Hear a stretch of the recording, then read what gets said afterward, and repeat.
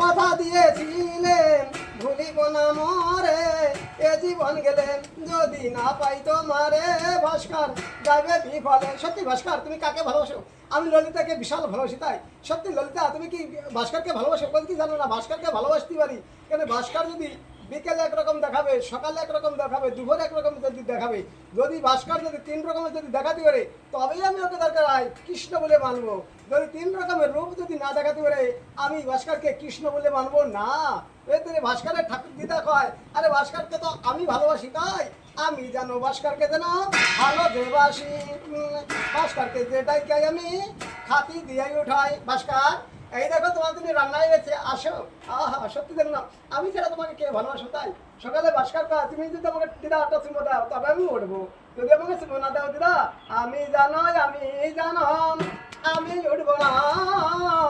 আমি জানো আমি উঠবো না। আমি জানো আমি উঠবো না। তখন ভাস্করের দিদা কয়, এই পাকা বাড়ি, এই ঘর সবই তো ভাস্কর তোমার। ওটা সত্যি ভাস্কর, আমার স্বামীর দ্বারা কিছুই হলো না। সত্যি যা কিছু আছে সত্যি ভাস্করের সব।